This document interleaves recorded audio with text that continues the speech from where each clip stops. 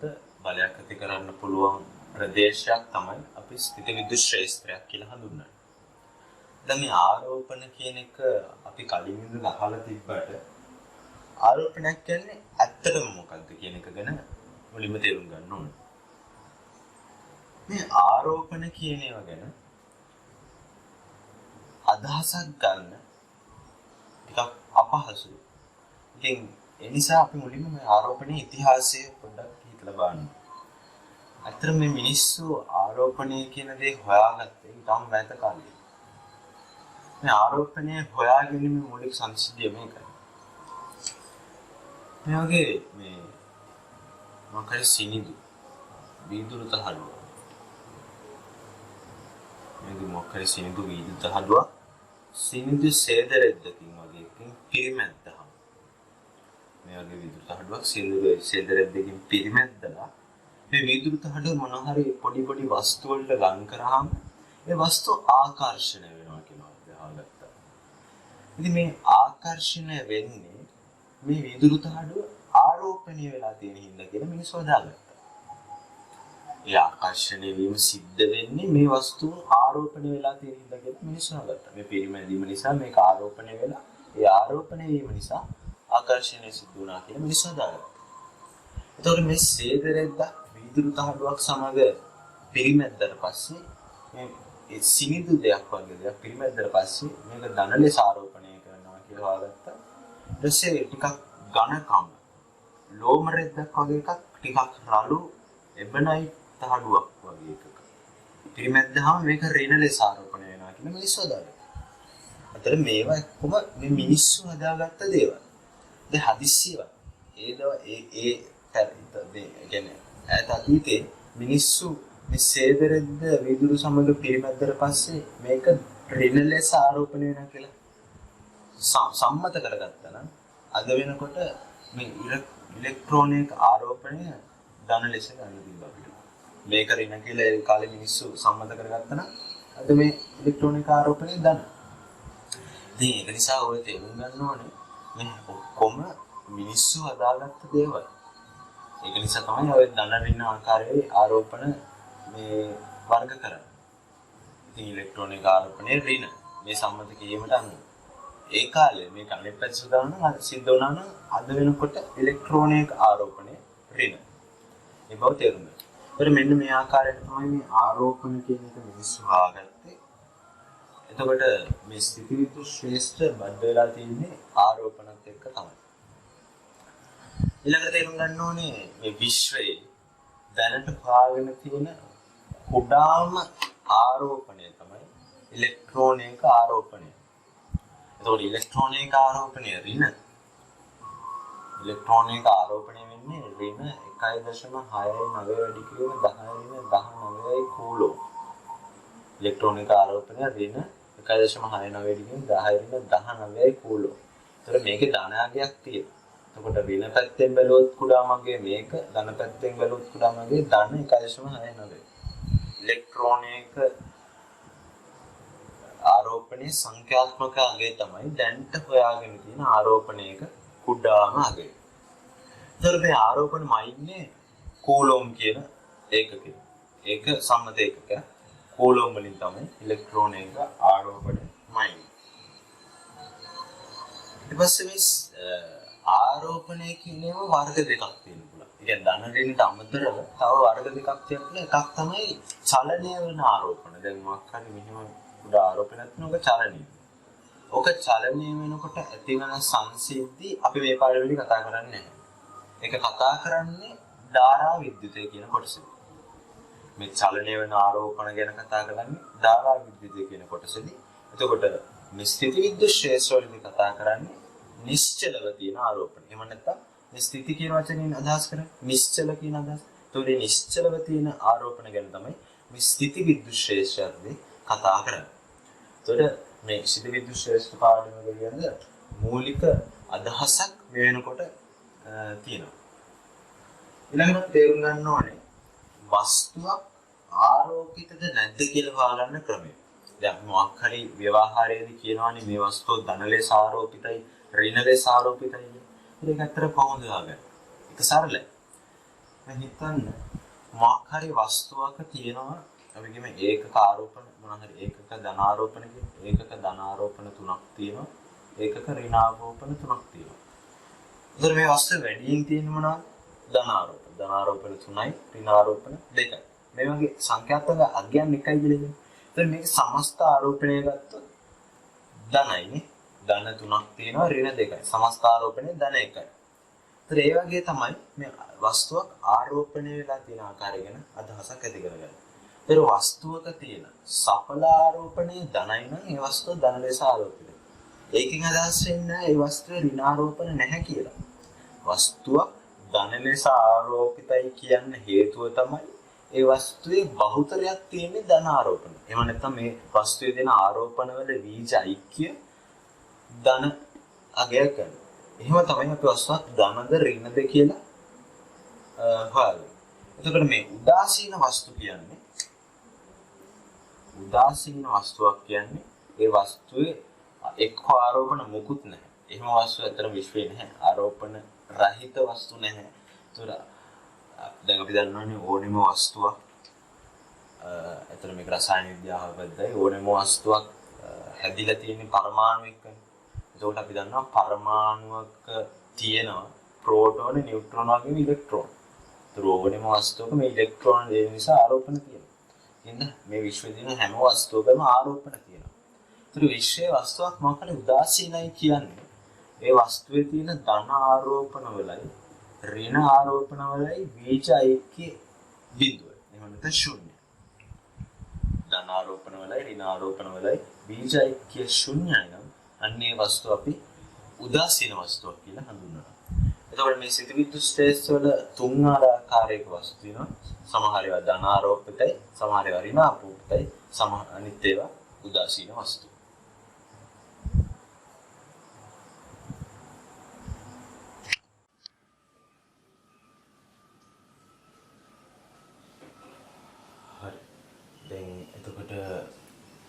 වස්තුවක් ආරෝපිතද නැද්ද කියලා හොයාගන්න විදිහ අපි කතා කරලා.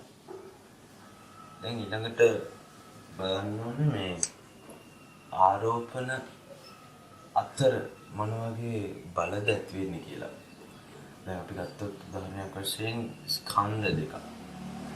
ඒතර ස්කන්ධ දෙකක් ගත්තාම නිව්ටන්ගේ මේ ගුරුත්වාකර්ෂණ නියමයට අනුව මේ ස්කන්ධ දෙක අතර ආකර්ෂණ බලය තියෙනවා නේ. හැම ඕනෙම ස්කන්ධ දෙකක් අතර ඇති වෙන්නේ ආකර්ෂණ බල. ඕනෙම ස්කන්ධ දෙකක් අතර ආකර්ෂණ බල තමයි ඇති වෙන්නේ. හැබැයි මේ ආරෝපණ කියනවා ඊට වඩා වෙනස්. ආරෝපණ වල සජාතීය ආරෝපණ. ඒ කියන්නේ ධන නැත්නම් ඍණ.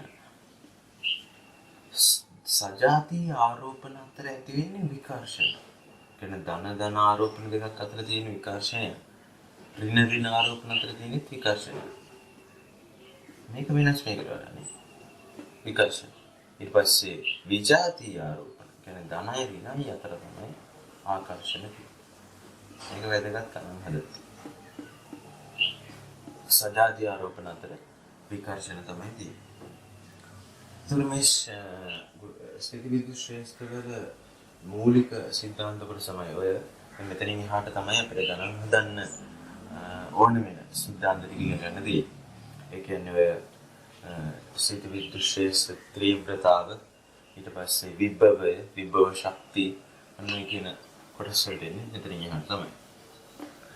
එතකොට දැන් ගුරුත්වාකර්ෂණ පාඩම වගේම තමයි සිද්ධවිද්‍යුත් ශ්‍රේෂ්ඨ පාඩමේ මුලින්ම තියෙන සිද්ධවිද්‍යුත් ආරෝපණ අතර තියෙන බල. මුලින්ම තියෙන බල. ඊළඟට එනවා ශ්‍රේෂ්ඨ ත්‍රිව්‍රතාවට. ඊට පස්සේ විභවය කියන කොටස. ඒතර ඔන්න ආකාරයට මේ පාඩම බෙදලා යනවා. දැන් ගුරුත්වාකර්ෂණ ශ්‍රේෂ්ඨ පාඩමේදී අපි කියවනේ ගුරුත්වාකර්ෂණ ශ්‍රේෂ්ඨ ත්‍රිව්‍රතාව කියන්නේ මොකක්ද කියලා. ගුරුත්වාකර්ෂණ ශ්‍රේෂ්ඨ ත්‍රිව්‍රතාව කියන්නේ යම් ලක්ෂයක ඒ කියන්නේ මාත්‍රි ලක්ෂයක ගුරුත්වාකර්ෂණ ශ්‍රේෂ්ඨ ත්‍රිව්‍රතාව කියන්නේ ඒ ලක්ෂය මත තිබූ ඒකක ස්කන්ධයක් මත තියෙන බලය. ඒ කියන්නේ කිලෝග්‍රෑම් එකක් තිබ්බොත් මාක් හරි තැනක ඒක මත ඇති වෙන බලය තමයි ශ්‍රේෂ්ඨ තීව්‍රතාවය. එතකොට ඒ වගේම තමයි දැන් සිතවිද්දු ශ්‍රේෂ්ඨ පාඩමේ මොකක් හරි ස්ථානයක තිබ්බ කූලෝ ධන කූලෝ එකක ආරෝපණයකට ඇති වෙන බලය. ධන කූලෝ එක. මොකද මේ ආරෝපණ වලට වර්ග තියෙනවා. ධන ඍණ. ඒකට ධන කූලෝ එකක ඇති වෙන බලය තමයි ශ්‍රේෂ්ඨ තීව්‍රතාව කියන්නේ මේ ස්ථානය. එතකොට අපි ගත්තු Q ආරෝපණයක් සඳහා ඇති වෙන බලය F නම් එතකොට ඒකක ආරෝපණයක්. එහෙම නැත්නම් ධන කූලම් එකකට ඇති වෙන බලය F බෙදීම කියනවා. එතකොට මේ ධන කූලම් එකකට ඇති වෙන බලයනේ අපි ශ්‍රේෂ්ඨ තීව්‍රතාව කියන්නේ. ඒක අපි මෙතනින් ගන්න පුළුවන් සමීකරණ ශ්‍රේෂ්ඨ තීව්‍රතාව සමානයි F බෙදීම Q. මේක අපි හරියට ලියනවා කියන්නේ F සමාන EQ කියලා. මොකද ගණන් හදද්දී මේකට වඩා මේක තමයි ඕන වෙන්නේ. ඉතින් මේක සම්මත සූත්‍රයක් පිළිම ගණන් හදද්දී පාවිච්චි කරන්න පුළුවන්. සිතවිද්දු ශ්‍රේෂ්ඨ තීව්‍රතාව ඇතුළත් වෙන සමීකරණ. ඊට මෙතනදී තව දෙයක් කියන්න ඕනේ දැන් කියවනේ මේ ශ්‍රේෂ්ඨ තීව්‍රතාව කියන්නේ ධන කූලම් එකකට සාපේක්ෂව ගන්න කියලා. එතකොට දැන් මොකක් හරි ශ්‍රේෂ්ඨයක් මෙහෙම තියෙනවා නම් අපි මේ බල රේඛා ගැන පස්සේ කතා කරමු. ඒ මොන හරි මේ ශ්‍රේෂ්ඨයක් තියෙනවා නම් ධන ආරෝපණයකට බලය ඇති වෙන්නේ මේ ශ්‍රේෂ්ඨයේ දිශාවටම. එතකොට මෙතන අපි ධන කූලම් එකක් තිබ්බොත් බලය ඇති වෙන්නේ ශ්‍රේෂ්ඨයේ දිශාවටම. හදිස්සියක් මෙතන ඍණ ආරෝපණයක් තිබ්බොත් ඍණ කූලම්යක් තිබ්බොත් එතකොට ශ්‍රේෂ්ඨයේ දිශාවට ප්‍රතිවිරුද්ධ දිශාවට තමයි බලය ඇති වෙන්නේ. ධන ආරෝපණ වලට ශ්‍රේෂ්ඨයේ දිශාවටමයි ඍණ ආරෝපණ වලට ශ්‍රේෂ්ඨයේ දිශාවට ප්‍රතිවිරුද්ධ දිශාවට තමයි බලය ඇති වෙන්නේ. ඊළඟට අපිට කතා කරන්න තියෙන්නේ මේ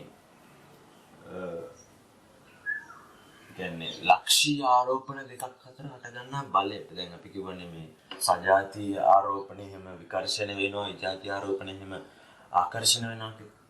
ඉතින් ඔය ආකර්ෂණ විකර්ෂණ ඇති වෙන බල පිළිබඳ නියමයක් පිළිබඳ තමයි ඊළඟට අපිට ඉගෙන ගන්න තියෙන්නේ. ඒක හඳුන්වන්නේ කූලෝම් නියමය කියලා. කූලෝම් නියම. එතකොට මේකත් හරිය නිකන් අර නිව්ටන්ගේ ගුරුත්වාකර්ෂණ නියමය වගේම තමයි. නිව්ටන්ගේ ගුරුත්වාකර්ෂණ නියමය කියන්නේ මොකක්ද? මොකක් හරි ස්කන්ධ දෙකක් අතර ඇති වෙන ගුරුත්වාකර්ෂණ බලය ඒ ස්කන්ධ දෙකේ ගුණිතයට අනුලෝමව ස්කන්ධ දෙක අතර තියෙන දුරෙහි වර්ගයට ප්‍රතිලෝමවත් සමානුපාතික වෙනවා. ඉතින් මේකත් ඒ වගේ තමයි. මේතන කියන්නේ මොකක් හරි ආරෝපණ දෙකක් අතර ඇති වෙන බලය ඒ ආරෝපණ දෙකේ ගුණිතයට අනුලෝමව ආරෝපණ දෙක අතර දුරෙහි වර්ගයට ප්‍රතිලෝමවත් සමානුපාතික වෙනවා. අපි මේක මේ චිත්‍රයට නගොත් මෙන්න මේ වගේ එකක්. දැන් මේක Q1 ආරෝපණයක් තියෙනවා. මේකේ ලකුණ ගැන වද වෙන්න එපා. ලකුණ බලන්නේ අර ඇත්තටම මෙතනින් ගන්න අපි බලයේ කියන්නේ සංඛ්‍යාත්මක ආදී විතරයි. ඊට පස්සේ ලකුණ බලලා අපි බලයේ දිශාව තීරණය කරනවා. එතකොට Q2 ඒතර මේ දෙක අතර ඇති වෙන බල. ඒතර මේවා සජාතීය නම් බල ඇති වෙන්නේ මෙහෙම. මම කිව්වේ සජාතීය නම් විකර්ෂණ. ඒතර මේ ඇති වෙන බල දෙක සමානයි. ඒතර ඒ බලයට බලය තමයි මේ කූලම් නියමයෙන් කියන්නේ බලය ආරෝපණ දෙකේ ගුණිතයට අනුලෝම සමානුපාතික වෙනවා. Q1 Q2 ඊට අමතරව මේ දෙක අතර දුර r කියලා ගමු. ඒ දුරෙහි වර්ගයට ප්‍රතිලෝම සමානුපාතික වෙනවා.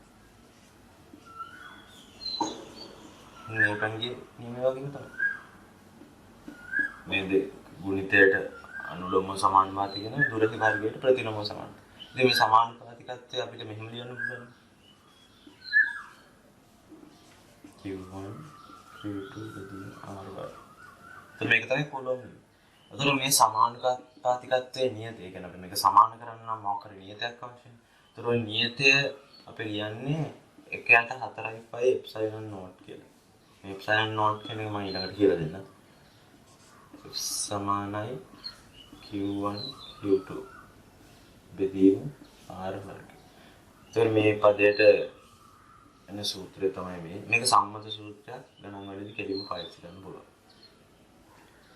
බලය හොයාගන්න විදිහ. හරි. දැන් මෙතන මේ එප්සයිලන් නෝට් කියලා දෙනවනේ මේ සමානුපාතිකත්වයේ නියතේ පදය.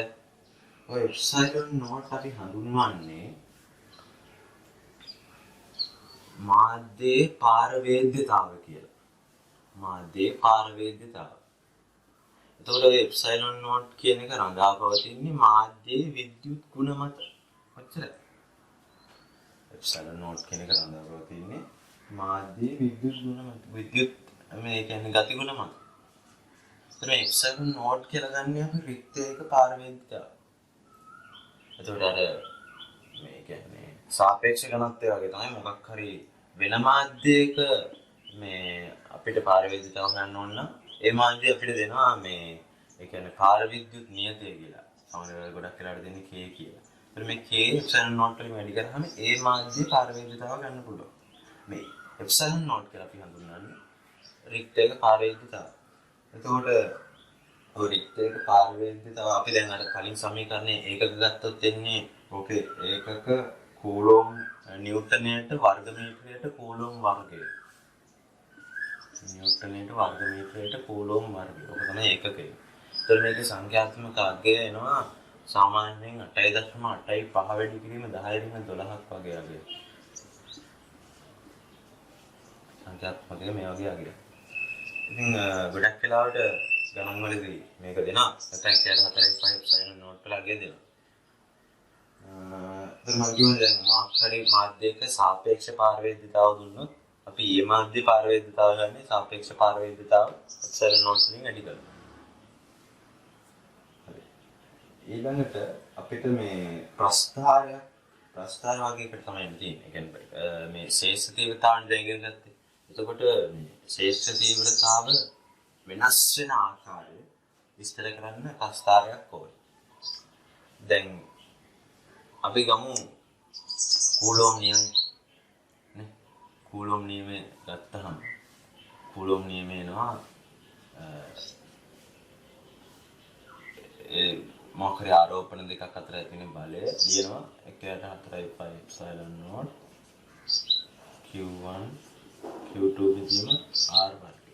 මේ Q1 Q2 කියන්නේ ආරෝපණ දෙකක්. ඒ කියන්නේ මෙන්න මේ වගේ මොනවද මෙතන Q1 තියෙනවා මෙතන Q2 තියෙනවා ඔය දෙක අතර තියෙන බලය. දැන් හදිස්සියට අපි මේ Q2 ආරෝපණය ධන 1යි කියලා සැලකුවොත් ධන 1යි කියලා සැලකුවොත් මෙන්න මේකට ඇති වෙන බලය සමාන වෙනව නේද එතන ශේෂ තීව්‍රතාව. එහෙම කියන්නේ දැන් ශේෂ්ඨ තීව්‍රතාව කිව්ව මොකද? ශේෂ්ඨ තීව්‍රතාව කිව්වේ මොකක් හරි ලක්ෂයක ධන 1යි කූලොම් එක තියෙන බලය. ඉතින් අපි මෙතන ධන 1ක් තිබ්බොත් ඇති වෙන බලය සමාන වෙනවා ශේෂ්ඨ තීව්‍රතාව. හරි. එතකොට මේ ශේෂ්ඨ තීව්‍රතාව අපි මෙතන Q2 එක කරොත් Q2 එක කරොත් මෙතන දෙනවනේ අපිට ශේෂ්ඨ තීව්‍රතාවයේ ලක්ෂය. එතකොට R දුරකදී ශේෂ්ඨ තීව්‍රතාව ගන්න පුළුවන්. එහෙනම් අපිට මෙතනින් ගන්න පුළුවන් නේද? මේ ශේෂ්ඨ තීව්‍රතාව කියන එක මේවා නියත නම් ශේෂ්ඨ තීව්‍ර මේවත් නියතනේ.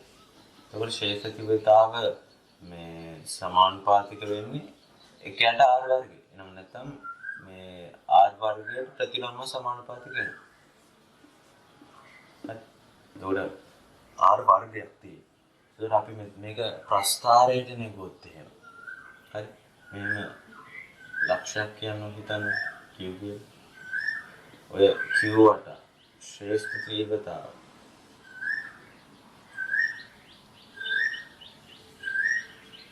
Q වට ශ්‍රේෂ්ඨ තීව්‍රතාව අපි ඒ කියන්නේ ප්‍රස්ථාරයට නෙගොත් ඒ කියන්නේ දැන් මේ පැත්ත ධන දිශාව කියලා ගත්තොත් දැන් මේකෙන් දකුණට වමට යන්න දෙන්නේ. මේ පැත්ත ධන දිශාව කියලා ගත්තොත් එතකොට ශ්‍රේෂ්ඨ තීව්‍රතාවයෙන් දෙන්නේ මේ කොටසනේ. එතකොට ශ්‍රේෂ්ඨ තීව්‍රතාව දැන් R බිඳුව වෙද්දි ශ්‍රේෂ්ඨය අනන්තයි. එතකොට මේක r කියලා ගත්තොත් r බිඳුවේදී ශ්‍රේෂ්ඨ තීව්‍රතාව අනන්තයෙන් පටන් ගන්නවා. එතකොට දැන් මේ r වර්ගයට ප්‍රතිලෝමන සමානුපාතිකයි. එතකොට r හි පොඩි වෙනසක් ශ්‍රේෂ්ඨ තීව්‍රතාව ලොකු වෙනසක් සිද්ධ වෙනවා. එහෙනම් මේ කියන්නේ මෙහෙම ලොකු වක්‍රයක් තියෙනවා. ඒ කියන්නේ මේක උඩින් යන්න බෑ. ලොකු වක්‍රයක් තියෙනවා. එතකොට ඔය ආකාරයට තමයි ශ්‍රේෂ්ඨ තීව්‍රතාව වෙනස් වෙන්නේ. එතකොට r වලින් අනිත් පැත්තට යද්දී ශ්‍රේෂ්ඨ තීව්‍රතාව තියෙන අනිත් ඒ කියන්නේ දිශාව වෙනස් වෙනවා. දැන් මේ ලක්ෂයක ධන 1යි කූලෝම් තිබ්බොත් මේක ධන මේ පැත්තට තමයි තියෙන්නේ. බලය. එතකොට මේ පැත්ත ධන 1යි කූලෝම් තිබ්බොත් මේකත් ධන නිසා මේ පැත්තට තියෙන්නේ. එතකොට දිශාව වෙනස් වෙන ශ්‍රේෂ්ඨ තීව්‍රතාව එහෙනම් දැන් මෙතන ශ්‍රේෂ්ඨ තීව්‍රතාව දිශාව වෙනස් වෙනවා නම් r ඍණ වෙද්දී මේගේ ඍණ වෙන්නේ. මේක ධන කියලා ගත්තා නම් මේක ඍණ කියලා ගන්නවා. ඒ වගේ වක්‍රයක් තමයි එන්නේ. දැන් ඕකම හරිනම් ඕනනම් අපිට මේ කොටස මෙතන ඇදලා මේ කොටස මෙහෙම ගන්න පුළුවන්. දැන් අපි මේ පැත්තට ශ්‍රේෂ්ඨ තීව්‍රතාවන්නේ ධන කියලා ගත්තා. ඒතර ඒක ධන නම් මේ පැත්ත ඍණ. ඒතර අපි මේ පැත්තට ධන කියලා ගත්තා නම් මෙතන ධන ඇදෙනවා. මෙතන ඍණ ඇදෙනවා. ඒ විදිහට තමයි. කොහරි දිශාව වෙනස් වෙනවා. එකම පැත්තේ අදින්න බෑ. දිශාව වෙනස් වෙනවා. එතකොට ඒ ආකාරයට තමයි මේ ලක්ෂ්‍ය ආරෝපණයක් වටා ශ්‍රේෂ්ඨ තීව්‍රතාව කියන එක වෙනස් වෙන්නේ. ඒකත් මුලින් තේරුම් ගන්න ඕනේ. ඊට පස්සේ දැන් මේ මම කිව්වා ශ්‍රේෂ්ඨ තීව්‍රතාව කියන්නේ මොකක් හරි ලක්ෂයක ධන 1යි කූලෝම් තිබ්බහම ඒකට ඇති වෙන බලය. ඒතකොට ඒ බලය ඇති වෙන මොකක් හරි ආරෝපණයක් නිසා Q1 කියලා හිතන්න. ඒතකොට Q1 නිසා මේකට බලයක් ඇති වෙනවා. එතකොට මේ ලක්ෂයේ විද්‍යුත් ශ්‍රේෂ්ඨ තීව්‍රතාව අපිට හොයන්න පුළුවන්. දැන් හිතන්න හදිස්සිය. මෙන්න ආරෝපණ දෙක තුනක් තියෙනවා. මෙතන තියෙනවා Q2. මෙතන තියෙනවා Q3 කියලා හිතන්න. මොකද නිකන් ප්‍රදේශයක් හිතන්න. Q3, Q2, Q1 කියලා ආරෝපණයක් තියෙනවා. අපිට එනවා මෙන්න මේ ලක්ෂයේ ශ්‍රේෂ්ඨ තීව්‍රතාව හොයන්න. එතන මේ ලක්ෂයේ ශ්‍රේෂ්ඨ තීව්‍රතාව හොයනකොට අපි කරන්න ඕනේ මෙහෙම. මුලින්ම හොයනවා මේ Q1 නිසා ඇති වෙන ශ්‍රේෂ්ඨ තීව්‍රතාව. ඒක ඇති වෙන්නේ මේ Q1 දිශාවටම. මේක අපේ ගම E1 කියලා. ශ්‍රේෂ්ඨතාව හොයන්න. දැන් එකයි කුලොම් කියලා ඇති වෙන බලයනේ ශ්‍රේෂ්ඨතාවගේ. එතකොට මේක නිසා ඇති වෙන බලය E1 කියලා ගමු. එතකොට ඒක තමයි මේ ලක්ෂයේදී මේ ආරෝපණය නිසා තියෙන ශ්‍රේෂ්ඨ තීව්‍රතාව. ඒක තියෙන්නේ මේ දිශාව. ඒ ආරෝපණය දිශාව. ඊළඟට Q2. Q2 නිසා ඇති වෙන බලය මෙන්න මේ දිශාවට. E2 කියලා ගමු. ඒ බලය කියන්නේ ශ්‍රේෂ්ඨ තීව්‍රතාව. මොකද අපි මෙතන කියන්නේ ධන 1යි කූලොම්. ඒකට E2 එක මේ දිශාව. ඊළඟට මෙන්න මේ Q3 නිසා ඇති වෙන ශ්‍රේෂ්ඨ තීව්‍රතාවයි දිශාව වෙන්නේ මේක. අපි ගමු මේක E3 කියලා. E3.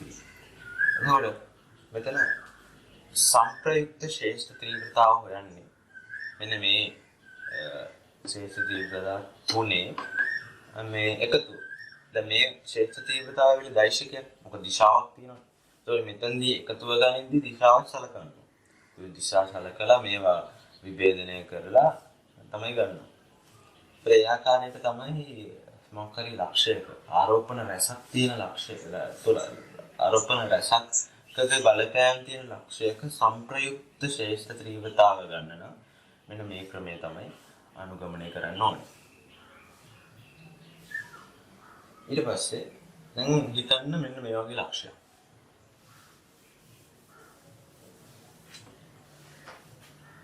දැන් ධන Q ආරෝපණයක් තියෙනවා මෙතන. ඊට පස්සේ දැන් තව ධන Q ආරෝපණයක් තියෙනවා R දුරකින්. මේකට R දුරකින් තව ධන Q ආරෝපණයක් තියෙනවා. මේ දෙක අතර දුර තමයි R. දැන් හරියටම මේකේ මධ්‍ය ලක්ෂය. ඒ කියන්නේ මැද. ඒ කියන්නේ දෙකටම R බෙදීම දෙකක් දුරයි නේ. R බෙදීම දෙකක් දුරයි. හරියට මධ්‍ය ලක්ෂය අපි ශ්‍රේෂ්ඨ තීව්‍රතාව හොයන්න කියනවා. එතකොට මේ ධන Q ආරෝපණය නිසා ඇති වෙන ශ්‍රේෂ්ඨ තීව්‍රතාව එකයි කෝලොම්ට මේ දිශාවට. ඒක අපි E කියලා ගමු. එතකොට මේ ධන Q නිසා ඇති වෙන ශ්‍රේෂ්ඨ තීව්‍රතාව මේ දිශාවට. එතකොට ඒකේ අගය E නේද? දැන් මේ සමීකරණය ගත්තොත් එහෙනම් මේ Q එකම නිසා අගේ E දිශාව ප්‍රතිවිරුද්ධයි. ඒතර දිශාව ප්‍රතිවිරුද්ධ එකම අගේ නම් මේ දෙක කැපිලා යනවා. එතන මෙතන තියෙන සංප්‍රයුක්ත ශේෂ්ඨ තීව්‍රතාව බිඳුවයි. අන්න ඒ වගේ ලක්ෂයක් අපි හඳුන්වනවා උදාසීන ලක්ෂ කියලා. අර උදාසීන වස්තුව වගේ තමයි. උදාසීන ලක්ෂ. උදාසීන වස්තුව කියන්නේ මොනවද? සඵල ආරෝපණය බිඳුව. ඒ වගේ තමයි උදාසීන ලක්ෂයක් කියන්නේ සඵල සිතවිද්ද ශ්‍රේෂ්ඨතාව බිඳුවයි. නැත්නම් ශූන්‍යයි. එතකොට උදාසීන ලක්ෂ කියන්නේ මොනවද කියලා තේරුම් ගන්න. සඵල ශ්‍රේෂ්ඨ තීව්‍රතාව ශූන්‍ය වෙන ලක්ෂ තමයි උදාසීන ලක්ෂ කියන්නේ.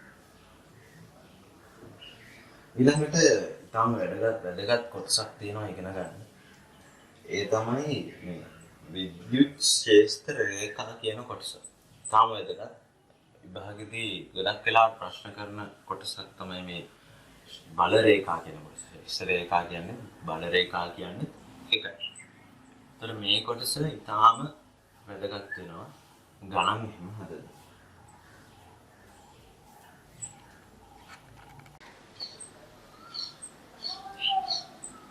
දැන් ඊළඟට ඉගෙන ගන්න තියෙන වැදගත් කොටස මම කිව්වා මේ විද්‍යුත් ශේෂ්ත්‍ර රේඛා කියන කොටස. එතකොට මේ ශේෂ්ත්‍ර රේඛා කියන එක මුලින්ම හැඳින්වුවේ, ඒ කියන්නේ හඳුන්වා දුන්නේ මයිකල් ෆැරඩේ විසින්. මේ ශේෂ්ත්‍ර රේඛා අපි පහසුවට බල රේඛා කියලා හඳුන්වනවා. මේ පහසුවට බල රේඛා කියලා හඳුන්වනවා. එතන මේ බල රේඛා මයිකල් ෆැරඩේ විසින් හඳුන්වා දුන්නේ අපිට නම් කිසි හේතුවක් නිසා. ඒ හේතුව තමයි දැන් මේ වගේ ආරෝපණයක් නිසා මොකක්ද ලක්ෂයක තියෙන ශ්‍රේෂ්ඨ තීව්‍රතාව. මේ දිශාවට තියෙන්නේ දැන් එකයි පොළොන් තිබ්බම මේක ධන නිසා මේ දිශාවට තියෙන්නේ. ඒක අපි E කියලා හඳුන්වනවා. එතකොට ශ්‍රේෂ්ඨ තීව්‍රතාව අපිට ඇහැට දකින්න බෑ. අපිට පේන්නේ නැහැ. ඉතින් අපිට පේන්නේ නැති හින්දා මේ ගැන කල්පිතව අදහසක් ගන්න යම් කිසි ක්‍රමවේදයක් භාවිත කරනවා. ඒතර භාවිත කරන ක්‍රමවේදය තමයි බල රේඛා එහෙම නැත්නම් විද්‍යුත් ශේෂ්ත්‍ර රේඛා කියන එක. ඒතර ඒ ක්‍රමවේදයට අනුව මේ ශ්‍රේෂ්ඨ තීව්‍රතාව චිත්‍රයට නැගීමක් තමයි කරේ. කොටින්ම චිත්‍රයට නැගීම. ඒතර ඒ චිත්‍රයේදී භාවිත කරේ රේඛා. මේ රේඛා. රේඛාවකින් ශ්‍රේෂ්ඨ තීව්‍රතාව එළිදැක්වුවා නේ. ඒතර මෙයාගේ එකක් ඇඳහම අපිට තේරුම් ගන්න පුළුවන් නේද දැන් ශ්‍රේෂ්ඨයේ දිශාව එහෙමත් පෙන්වනවා. හරි. ඒ දිශාව පෙන්වනවා. ඊට පස්සේ දැන් මොනවා හරි ඒ කියන්නේ රේඛා ගණනානුව අපිට ඒ ශ්‍රේෂ්ඨ තීව්‍රතාව පිළිබඳ අදහසක් ගන්න පුළුවන්. ඒතර ඒ නිසා මේ ක්‍රමවේදය ඊටම පහසු වුණා අපිට මේ සිතවිද්ද ශ්‍රේෂ්ඨ පාඩම හොඳට අධ්‍යයනය කරන්න. ඉතින් ඒ නිසා මේ බල රේඛා කියන ඒවා ඇත්තටම නැහැ. ඇත්තටම නැහැ. ඒවා මේ සම්මත කරගත්තා. මේවා මේ විෂය හදාරන්න පහසුයි. මේක තමයි මේ බල රේඛා හඳුන්වන්නේ. එතන බල රේඛාව කියන්නේ ඇත්තටම මොකක්ද? ඒතර බල රේඛාවක් කියන්නේ මොකක් හරි ඒ කියන්නේ හිතන්න මෙහෙම බල රේඛාවක් තියෙන මොකක් හරි බල රේඛාවක් කියලා කියන හිතන්නවා. ඒකට බල රේඛාවක ඕනෙම ලක්ෂයකට අපි ස්පර්ශකයක් ගන්නවා. බල රේඛාවක ඕනෙම ලක්ෂයකට අපි ස්පර්ශකයක් ගන්නොත් ඒ ස්පර්ශකයේ දිශාවෙන් ඒ ස්ථානයේ ශ්‍රේෂ්ඨ තීව්‍රතාවයේ දිශාව දක්වනවා. එහෙනම් බල රේඛාවක් කියන්නේ මොකක්ද? බල රේඛාවක් කියන්නේ එම රේඛාවේ ඕනෙම ලක්ෂයකට ඇඳි ස්පර්ශකයේ මගින් එම ශ්‍රේෂ්ඨ තීව්‍රතාවයේ දිශාව ඉදහා දක්වන රේඛාව. ඕනෙම ලක්ෂයකට ඇඳි ස්පර්ශකයේ දිශාවෙන් එම ලක්ෂයේ ශ්‍රේෂ්ඨ තීව්‍රතාවයේ දිශාව පෙන්වන රේඛාවක් තමයි මේ බල රේඛාවක් කියන්නේ. ලොකු දෙයක් නෑ. හැබැයි දැන් මේ බල රේඛාවල ලක්ෂණ ගැන කතා කරද්දී අපිට ඉගෙන ගන්න ගොඩක් දේවල් තියෙනවා. එතකොට දැන් මේ ස්පර්ශකයකින් පෙන්වන්නේ දිශාවනේ. එතකොට මේ බල රේඛා අතර තියෙන පරතරයෙන් අපිට දැනගන්න පුළුවන් ශ්‍රේෂ්ඨ තීව්‍රතාව පිළිබඳ අදහසක්. දැන් හිතන්න බල රේඛා මෙන්න ඉතාම සමීපයෙන් තියෙනවා. බල රේඛා ඉතාම සමීපයෙන් තියෙනවා. අවශේෂයක් තියෙනවා ටිකක් බල රේඛා ඈතින් තියෙනවා. දැන් අපි මේකේ ඒකක වර්ගඵලයක් ගත්තොත් දෙකේ හිතන්න පුළුවන්. මීටරයක ඒකක වර්ගඵලයක් ගන්න කියලා කිව්වොත්. එතකොට මේ වර්ගඵලයට අහු වෙන බල රේඛා ගන්න වැඩි නේද මේකට? එහෙනම් මේකේ ශ්‍රේෂ්ඨ තීව්‍රතාව වැඩි නේද මේකට? ඒ කියන්නේ මේ බල රේඛා අතර තියෙන පරතරේ අපිට අදහසක් ගන්න පුළුවන් ශ්‍රේෂ්ඨ තීව්‍රතාව පිළිබඳ. ඊපස්සේ ස්පර්ශකයේ දිශාව පිළිබඳ අදහසක් ගන්න පුළුවන්. එහෙනම් මේ බල රේඛා ඊටම වැදගත් වෙනවා නේද? මොකද ශ්‍රේෂ්ඨ තීව්‍රතාව වෙවිලා දෛසිකය. ඒතකොට ඒකට විශාලත්වයක් තියෙන අනුගම දිශාවක් තියෙනවා. මේ බල රේඛා වලින් අපිට විශාලත්වය ගැන අදහසක් ගන්න පුළුවන්. දිශාව ගැන අදහසක් ගන්න පුළුවන්. ඒ නිසා මේ බල රේඛා වැදගත් වෙන්නේ කියන එක තේරුම් ගන්න. ඊළඟට කතා කරන්න තියෙන්නේ මේ බල රේඛාවල ලක්ෂණ. එහෙම නැත්නම් ගතිගුණ. මේ ගතිගුණ කොටස තමයි වැදගත්. ගොඩක් වෙලාවට MCQ වලට එහෙම අහනවා. එක එක රූප එහෙම දීලා නිවැරදි බල රේඛා දැක්වෙන්නේ මොන රූපේද කියලා. ඒ වගේ ප්‍රශ්න ගොඩාක් අහලා තියෙනවා. එතකොට මේ බල රේඛාවල ගති ලක්ෂණ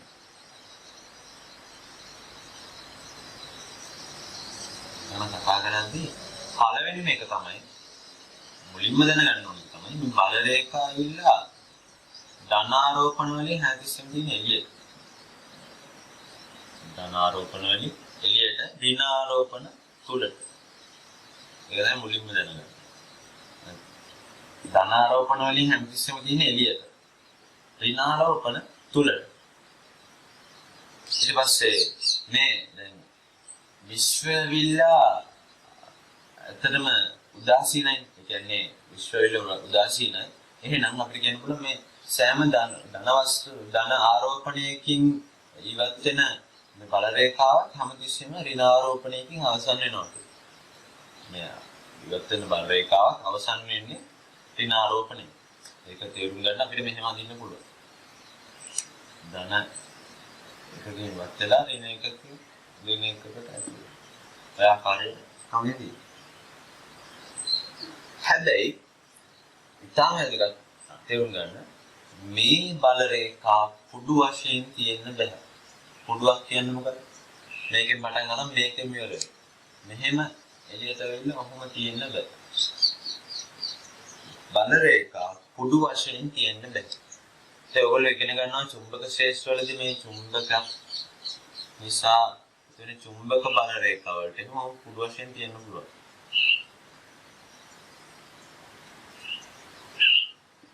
උත්තරද්‍රව්‍ය දක්ෂිණාද්‍රව්‍ය කියලා ගත්තොත් මෙන්න මේ ආකාරයට පොඩු වශයෙන් දෙන්න පුළුවන්. හැබැයි මේ විද්‍යුත් ඒ කියන්නේ විද්‍යුත් ශේෂ්ත්‍ර රේඛා වලට ඔහොම පොඩු වශයෙන් දෙන්න බෑ. හැමතිස්සෙම ධන ආරෝපණයකින් එළියට තමයි තියෙනවා ඍණ ආරෝපණය තුලට. ඒක තේරුණා. ඒක වැදගත්. ඊළඟට අපි මේ ඊළඟ ලක්ෂණය අපි කතා කරා කියන්නේ බල රේඛා හඳුන්වන ලක්ෂණය තමයි ඔය බල රේඛාවේ යම් ස්ථානයකට අඳින්න ලද ස්පර්ශකයේ බල රේඛාවේ දිශාව දක්වන්න පුළුවන්. මේ වගේ ස්ථානයකට අපි ස්පර්ශකයක් ගන්න කියලා හිතන්න. ඒතර ස්පර්ශකයේ දිශාවේ මේ ස්ථානදී ශ්‍රේෂ්ඨ තීව්‍රතාවයේ දිශාව හඳුනන්න පුළුවන්. ඒක තමයි ඊළඟ වැදගත් ලක්ෂණය. ඊට පස්සේ දැන් ඔය රූපවල තමයි මේක ගොඩක් වැදගත් වෙන ඊළඟ ලක්ෂණය. ඊළඟ ලක්ෂණය තමයි බල රේඛා කොයිලාවත් ඡේදනය වෙන්නේ නැහැ. දැන් මොකක් හරි වස්තුවක් පටන් ගන්න මේ ආරෝපණය වෙලා තියෙන වස්තුවේ පටන් ගන්න බල රේඛා මොනහොම ඡේදනය වෙන්න බෑ. එහෙම ඡේදනය වෙන්න බෑ. ඒක වැදගත්. තොර බල රේඛා හැමතිස්සෙම ඡේදනය නොවන ආකාරයට තමයි ගමන් කරන්න ඕනේ. ඊළඟ එක සමවිභව පෘෂ්ඨවලට ලම්බක වෙනවා. මේක ඇත්තටම අපිට කිසිම අදහසක් නැහැ. සමවිභව පෘෂ්ඨ. මේක දැනට ඒ විදිහට තේරුම් ගන්න මොකද තියරි එක සම්පූර්ණ වෙන්න ඕන හින්දා නෝට් එක සම්පූර්ණ වෙන්න හින්දා ඒක එහෙම කිව්වට මේක ඇත්තටම තේරුම් ගන්න පුළුවන් ඉන්නේ මේ විභවය කියන කොටස කරන්නේ. අපි තාම කරන්නේ මේ ශේෂ්ඨ ත්‍රිවතාව හරියට. ඒකට මේක තේරුම් ගන්න පුළුවන් ඉන්නේ විභවය කොටස කරන්නේ. ඉතින් දැනට තේරුම් ගන්න මේ බල රේඛා නැත්නම් ශේෂ්ඨ රේඛා සමවිභව පෘෂ්ඨ වලට ලම්බකයි කියලා. ඒක දැම්ම තේරුම් ගන්න බැහැ. ඊළඟ ලක්ෂණය. සන්නායක ආරෝපිත වස්තු ඇතුලේ බල රේඛා නැහැ. සන්නායක ආරෝපිත වස්තුවක් කියලා දන්නවා මේ සන්නායක. ඒක ඇතුලේ බල රේඛා තියෙන්න බෑ. ඒක ඇතුලේ බල රේඛා තියෙන්න බෑ. ඒකත් දැම්ම තේරුම් ගන්න බෑ කියන්නේ විස්තර කරන්න දැනුම මදි. ඒක විස්තර කරන්න ඉදිරියට යන්න ඕනේ. ඉතින් දැනට මතක තියාගන්න මේ අර සටහන සම්පූර්ණ වෙන්න ඕන නිසා මේ සන්නායක වස්තු ආරෝපිත වස්තු ඇතුලේ බල රේඛා නැහැ. අවසාන ලක්ෂණය තමයි මොකක් හරි වස්තුවක් නිසා ඇති වෙන බල රේඛා ගණන ඒ වස්තුවේ ආරෝපණයට සමානුපාතික වෙනවා. ආරෝපණය අගේ.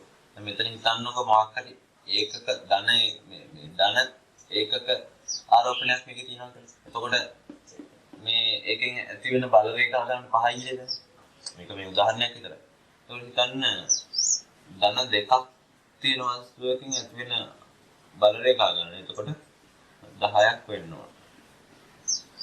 ඒකයි කියන්නේ මේ මාක්හර් ඒ කියන්නේ වස්තුවකින් පිටවන බල රේඛා ගණන යම් ආරෝපණයක් හා බැඳී ඇති ශ්‍රේෂ්ඨ රේඛා ප්‍රමාණය එම ආරෝපණයේ විශාලත්වයට සමානුපාතික වෙනවා.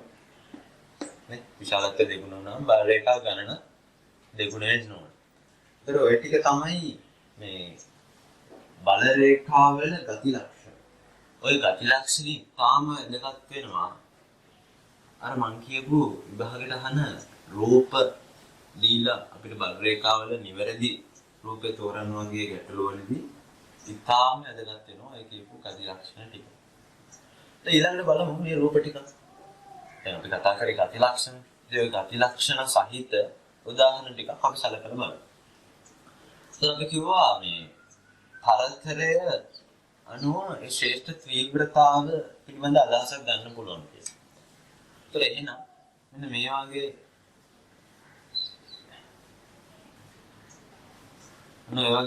ශේෂ්ඨයක් විතර බලන්න.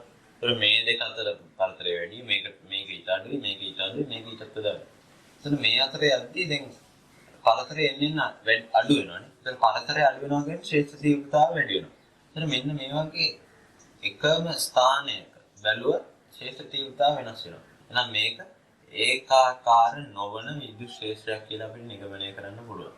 පරතරය වෙනස් වෙනවා. ඒකාකාර නොවන විද්‍යුත් ශේෂ්ත්‍රයක් කියලා නිගමනය කරන්න පුළුවන්. දැන් මෙහෙම පරතරය දැන් ඊළඟට හිතන්න මෙහෙම පරතරය එක හා සමාන විද්‍යුත් ශේෂ්ත්‍රයක්. ඒතර ඕකේ මෙන්න මේ ලක්ෂයක් මේ ලම්බක දිශාවට යනකොට පරතරය එකමයි.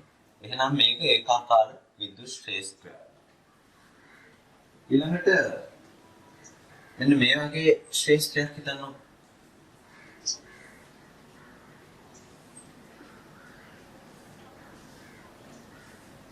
මේ පරතරය එකයි කියලා හිතන්න. ඒත් මේකේ පරතරය එකයි. හැබැයි මේ මොකද වෙන්නේ? මේ ලක්ෂයේ දැන් මේ ලක්ෂයේ අපි දිශාව බලමු. පාර්ශ්වයක් ඇඳලා මෙන්න මේ පැත්තට තියෙන. මේ ලක්ෂය බලුවොත් මේ පැත්ත. මේ ලක්ෂය බලුවොත් මෙහෙම. ඒත් මේ හැම එකේ මෙහෙම. හැබැයි මේ වගේ ශේෂ්ත්‍රයකදී දිශාව වෙනස් වෙන්නේ නැහැ නේ. දිශාව වෙනස් වෙන්නේ නැහැ. ඒතර මේක දිශාව වෙනස් වෙනවා. හැබැයි පරතරය එකයි.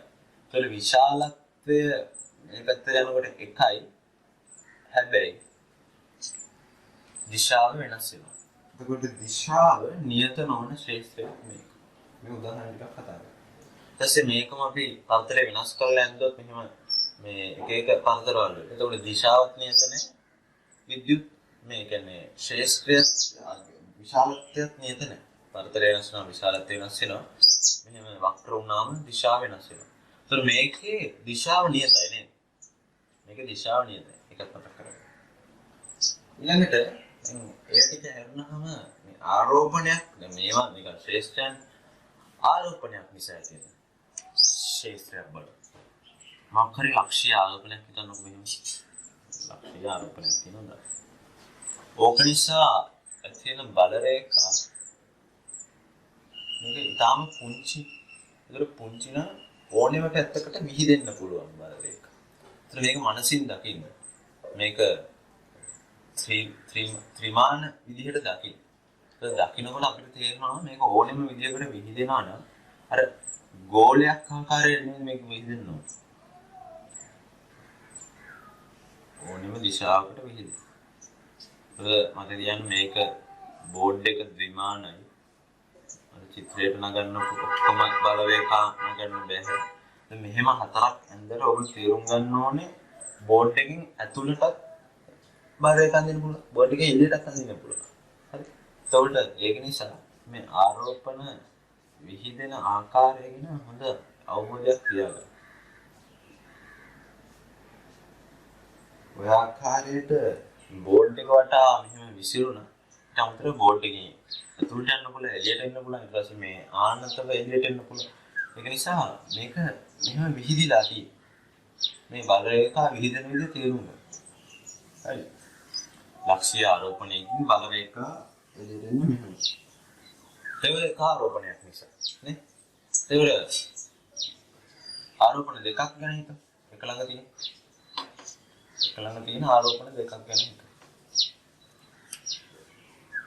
දැන් මතක් වෙන්න ඕනේ එක දෙයක්. අපි කතා කරා කලින් මෙන්න මේ වගේ ධනාරෝපණ දෙකක් තියෙද්දි එක සමාන. ඒකේ මධ්‍ය ලක්ෂ්‍ය උදාසීන ලක්ෂයක් කියලා. ඒතකොට උදාසීන ලක්ෂයක් කියන්නේ මොකද්ද? සම්පද විද්‍යුත් ශ්‍රේෂ්ඨ තීව්‍රතාව ශුන්‍ය වෙන ලක්ෂය. එතකොට ශ්‍රේෂ්ඨ තීව්‍රතාවක් නැත්නම් එතන බල රේඛා නැහැ. නම් මෙන්න මේ හරිය බල රේඛා තියෙන්න බැහැ නේද? මේක අඳිනකොට පරිස්සම් වෙන්න. මේ හරිය බල රේඛා තියෙන්නේ නැහැ. ඉතින් අමතරව අපි ගත්තා මේ ධනාරෝපණ වලින් එළියට තමයි බල රේඛා යන්නේ. එහෙනම් අපිට කී ප්‍රශ්නයක් නැතුව මෙහෙම මේ පැත්තට අඳින්න පුළුවන්. ධනාරෝපණ වලින් එළියට. ධනාරෝපණ වලින් එළියට.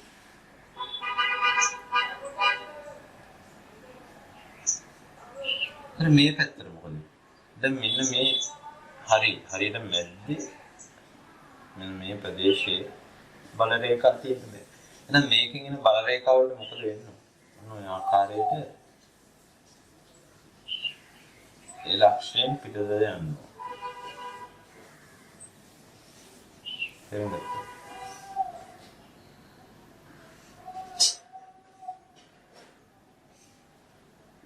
මේ ආකාරයට තමයි බල රේඛා විහිදෙන්නේ. මේක හරියටම පරතර බල ඉන්න ඕනේ නැහැ. මේ බල රේඛා විහිදෙන විදිය තේරුම් ගන්න. මේ උදාසීන ලක්ෂ වල බල රේඛා නැහැ කියන එක තමයි මෙතනින් තේරුම් ගන්න ඕනේ. උදාසීන ලක්ෂ වල බල රේඛා නැහැ කියන එක තමයි එකෙන් තේරුම් ගන්න ඕනේ. ඊට පස්සේ දැන් හදිස්සියව මෙන්න මේක ඍණාවුනොත් එහෙම. මේ ආරෝපණය ඍණාවුන. අපි මේ ගති ගුණ කතා කරද්දී මුලින්ම කිව්වනේ ධනාරෝපණ වලින් එළියට ඍණාරෝපණ වලින් ඇතුළට ධනාරෝපණයකින් පටන් ගන්න ඍණාරෝපණයකින් අවසන් වෙන බවත් ඉගෙන ගත්තා. ඒත් මේ වගේ තියෙද්දි මේ ධන එකකින් පටන් ගන්න බල රේඛා ඍණ එකකින් අවසන් වෙනවා. ඒතර මේ යන්නේ මෙහෙන් යන්නේ මෙහෙම වටෙන් මේකට එන්න පුළුවන්. හරි. ඒතර මෙතනින් පටන් ගන්නවා මෙහෙම පුඩු ආකාරයෙන් මේකෙන් අවසන් වෙනවා. මනසින් දකින්න. මේ පටන් ගන්න. ඒතකොට ඒකේ උදාසීන ලක්ෂ නැහැ.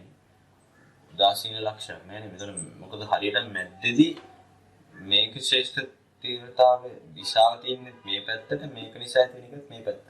ඒත් මැද්දේ උදාසීන ලක්ෂයක් ඇති වෙන්නේ නැහැ. එකක් තේරුම් ගන්න. මැද්දේ උදාසීන ලක්ෂයක් ඇති වෙන්නේ නැහැ. උදාසීන ලක්ෂය ඇති වෙන්නේ මේවා සජාති ආරෝපණ වුණොත් තමයි. එතකොට මේකෙන් පටන් ගන්න බල රේඛා මෙන්න මේ ආකාරයට මෙයාගෙන් අවසන් වෙනවා.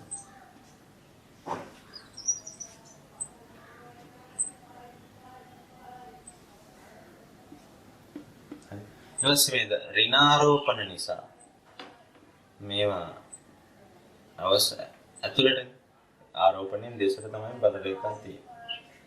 ඒ ඔක්කොම මතක තියාගන්න ඕනේ. ආරෝපණය දිශාවට තමයි බල රේඛා තියෙන්නේ. ධන ආරෝපණයෙන් ඉවත. ඒකද ඔය ආරෝපණ දෙකක් හා බැඳුණු බල රේඛා. ඊළඟට අපි බලමු දැන් ඔය මේ විදිහ ආරෝපණ විතරක් නෙමෙයි අපිට අහුවෙන්නේ මේ ආරෝපිත තහඩු එහෙම මේ පාඩමේ අපිට ගොඩක් කතා කරන්න තියෙනවා. තමයි ආරෝපිත තහඩුව බල රේඛා පැවතෙන්නේ කොහොමද කියන එක ඊළඟට සලකලා බලමු. ආරෝපිත තහඩුවක බල රේඛා පැවතෙන්නේ කොහොමද කියන එක ඊළඟට සලකලා බලමු. එන්න මෙහෙම දිග තහඩුවක් තියෙනවා. ලෝහ තහඩුවක්. මේක මේ තහඩුව ධන ලෙස ආරෝපිතයි. මේ තහඩුව ඍණ ලෙස ආරෝපිතයි. ඒතකොට මේ තහඩු දෙක අතර බල රේඛා පවතින්නේ ඔයගොල්ලෝ දන්නවා ධන සිට ඍණටනේ.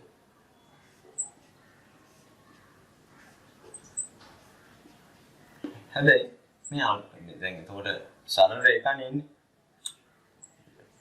එහෙනම් සමාන්තර නිසා. හැබැයි මේ උඩදී හා යටදී මේ බල රේඛා පොඩි නැවුම් ස්වභාවයක් දක්වනවා. උඩදී යටදී නැවුම් ස්වභාවයක් නැවුණු ඒ කියන්නේ වක්‍ර ස්වභාවයක් දක්වනවා. ඒ ඇයි කියලා දැම්ම තේරුම් ගන්න බෑ. ඒකටත් විභවය කියන කොටස එහෙම කරන්න ඕනේ. ඒතර දැන් මම කිව්වා කරුණු තුනක් විභවය කරන්න නැතුව ඉගෙන ගන්න බෑ කියලා. එකක් තමයි අර සමවිභව පෘෂ්ඨ වලට බල රේඛා ලම්බකයි කියන මේ කරුණනේ. ඒකත් මම කිව්වා විභවය කරන්න නැතුව ඒක තේරුම් ගන්න බෑ. ඊට අමතරව කිව්වනේ මේ සන්නායකයක්, ඒ කියන්නේ ආරෝපිත සන්නායකයක් ඇතුලේ බල රේඛා නැහැ කියලා. ඒකත් නිකන් කිව්වා විතරනේ. ඒක එහෙම වෙන්නේ නැහැ කියලා විස්තර කරේ නේ. ඒතකොට ඒක තේරුම් ගන්නත් විභවය කියන කොටස අවශ්‍යයි. ඊට අමතරව දැන් මෙන්න මේකේ මේ අවසාන බල රේඛා දෙපැත්තේ බල රේඛා ඇයි මේ වක්‍ර ස්වභාවයක් ගන්න. ඒක තේරුම් ගන්න විභවය කියන කොටස එහෙම කරන්න ඕනේ. ඒතර ඒ කරුණු තේරුම් ගන්න බෑ විභවය කරනකම්. ඒකත් මුලිකව තේරුම් ගන්න. හරි. එතකොට බල රේඛාවල සිද්ධාන්ත කොටස ඔච්චරයි. හැබැයි තව ප්‍රශ්න කරද්දී තමයි මේ බල රේඛා පිළිබඳ මූලික වැටහීමක් ඇති වෙන්නේ. සිද්ධාන්ත ඉගෙන ගත්තට මදි. එතකොට බල රේඛාවල ගති ලක්ෂණ ඊට පස්සේ බල රේඛාවල උදාහරණ බොහොමයක් නමත් කතා කරනවා. ඊට පස්සේ අපිට කතා කරන්න තියෙන තවත් වැදගත් කොටසක් තියෙනවා. ඒ කියන්නේ මේ පාඩමේ ගණන් බොහොමයක් එන්නේ ඊළඟ කොටසෙන් තමයි. ඒක තමයි මේ විද්‍යුත් ශ්‍රාවය කියන කොටස. ඔය ශ්‍රාවය කියන කොටස මීට කලින් කොහෙවත් අහලා නැහැ. ගුරුත්වාකර්ෂණ ශ්‍රාවය අපිට නැහැ. එතකොට ගුරුත්වාකර්ෂණ බලයේ ශ්‍රාවය කියලා කොටසක් අපි කතා කරන්නේ නැහැ. ඒකනේ විද්‍යුත් ශ්‍රාවය කියන කොටසෙන් අපිට ගොඩක් ප්‍රශ්න එනවා. කියන්නේ ගොඩක්ම වැදගත් කොටසක්. අනිත් එක තමයි මේ විද්‍යුත් ශ්‍රාවය අපිට තේරුම් ගන්න බෑ ප්‍රායෝගිකව. ඒක තමයි එතනදී ලොකුම ප්‍රශ්නේ. ප්‍රායෝගිකව උදාහරණයක් නෑ මේ විද්‍යුත් ශ්‍රාවය වගේ එකක් විස්තර කරන්න. ඒකින්ද මේක කරන්න තියෙන්නේ මේ සිද්ධාන්තය හොඳින් තේරුම් ගන්න එක. මේක ප්‍රායෝගිකව හිතන්න යන්න එපා. මේ සිද්ධාන්තය හොඳින් තේරුම් ගන්න එක තමයි කරන්න තියෙන්නේ. මේක ප්‍රායෝගිකව හිතන්න ගිය වැඩේ වැරදියි. ඒකින්ද හොඳට තේරුම් ගන්න ඕනේ කොටසක් සිද්ධාන්තය මේ කොටස.